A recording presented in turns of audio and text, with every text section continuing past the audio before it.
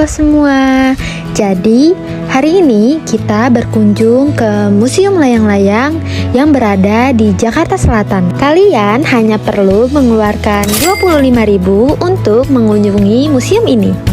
Pertama-tama, kita diarahkan oleh pemandu di sana untuk menonton sejarah layang-layang di televisi. Dengan menonton sejarah layang-layang, kalian sudah sedikit mengetahui mengenai apa sih layang-layang, dari mana layang-layang berasal, dan apa kegunaan layang-layang. Kalian tidak perlu bingung loh ketika berada di sana, karena kita akan dipandu oleh kakak-kakak dan dijelaskan macam-macam layangan sebelum memasuki museum tersebut. Layang-layang yang dikoleksi museum ini tidak hanya berasal dari Indonesia loh, tetapi museum ini juga mengoleksi layang-layang dari berbagai negara. Contohnya Tiongkok, Jepang, Belanda, Vietnam, dan berbagai negara lainnya.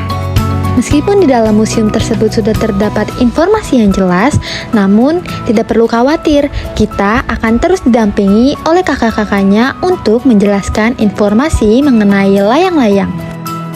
Di sini kita tidak akan kebingungan karena kakak-kakaknya akan menjelaskan apa itu layang-layang, dari mana layang-layang itu berasal, dan fungsi layang-layang itu untuk apa. Karena masing-masing layang-layang ternyata memiliki berbagai fungsi yang berbeda-beda. Museum layang-layang ini didirikan oleh Ibu Endang Ernawati yang memiliki ketertarikan khusus terhadap budaya layang-layang. Pendirian museum ini dilatar belakangi oleh kepedulian Ibu Endang akan budaya layang-layang. Ternyata layang-layang tidak hanya berfungsi sebagai permainan di masa kecil loh, tetapi bisa juga dilibatkan dalam sebuah ritual-ritual tertentu. Berbagai bangsa di Indonesia dapat dipastikan mengenal permainan layang-layang. Fenomena inilah yang mendorong para pencinta layang-layang untuk mendirikan museum layang-layang.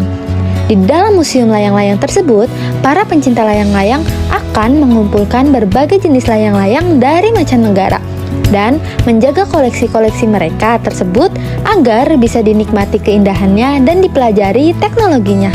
Contohnya layang-layang ini adalah layang-layang dari Sumatera Utara.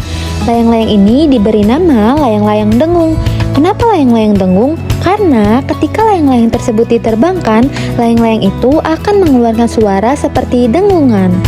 Koleksi layang-layang di museum ini berjumlah 600 buah loh, tetapi jumlah tersebut terus bertambah seiring datangnya koleksi-koleksi baru dari para pelayang daerah dan luar negeri. Nah, kalau layang-layang ini berasal dari Jawa Barat, tepatnya dari Bandung. Layang-layang ini merupakan bentuk seperti perempuan yang sedang menari tarian merak. Layang-layang ini ketika diterbangkan, kaki dan tangannya akan bergerak. Layang-layang ini berbahan dasar dari kain, jadi butuh banyak orang untuk menerbangkan layang-layang tersebut. Museum ini diresmikan langsung oleh Menteri Pariwisata loh, dan sudah banyak sekali mengantongi rekor muri, serta mendapatkan banyak penghargaan.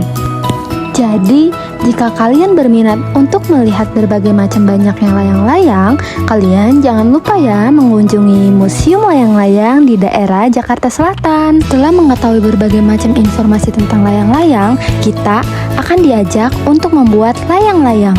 Indonesia merupakan negara yang memiliki banyak jenis layang-layang karena setiap daerah memiliki jenis layang-layang yang berbeda.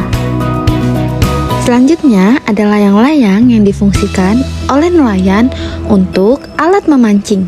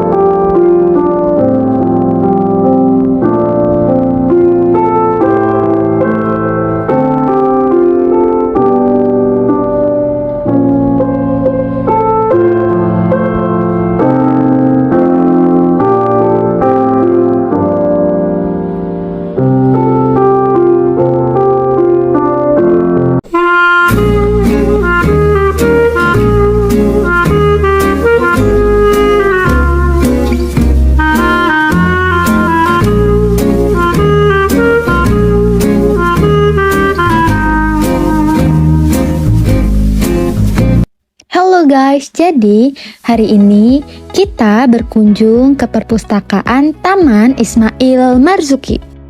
Taman Ismail Marzuki diresmikan oleh Gubernur Pemerintahan Daerah Provinsi DKI Jakarta, Jenderal Marinir Ali Sadikin pada 10 November 1968. Nah, perpustakaan tim ini baru diresmikan pada 7 Juli 2022. Koleksi buku di perpustakaan ini mencapai 382.497 judul. Yang dimana di dalam perpustakaan ini banyak sekali loh macam-macam koleksi buku. Ada buku anak-anak, buku fiksi, non-fiksi, buku pengetahuan, komik, dan lain-lain. Oh iya, jika kalian ingin mengunjungi perpustakaan ini, kalian tidak perlu khawatir loh, karena perpustakaan ini tidak memungut biaya sama sekali. Jadi, ketika masuk, kalian hanya diarahkan untuk mengisi website yang telah disediakan. Perpustakaan ini sangat diminati oleh banyak orang loh. Selain karena tersedianya berbagai macam buku, perpustakaan ini juga sangat menarik dari segi bangunan, bahkan fasilitas-fasilitas yang telah disediakan. Di sini juga tersedia alat untuk mencari buku digital. Nah, kebetulan hari ini di depan perpustakaan tim sedang ada acara bazar buku loh. Jadi kita menyempatkan waktu untuk melihat-lihat bazar tersebut.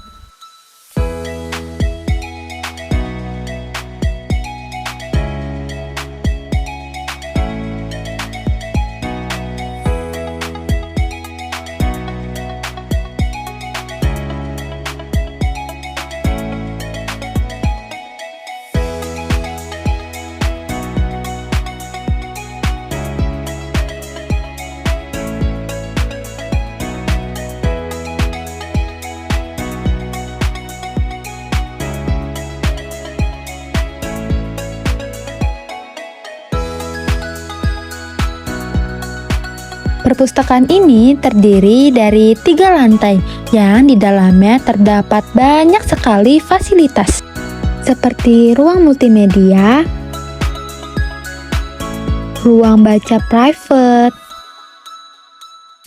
tersedianya ruang laktasi untuk ibu menyusui, dan yang terakhir, ruang bermain anak-anak.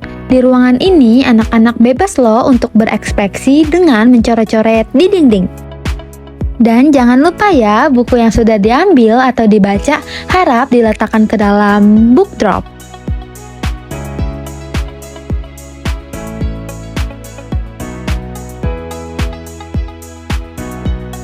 Tempatnya sangat nyaman loh, jadi kalian jangan lupa ya berkunjung ke perpustakaan Taman Ismail Marzuki.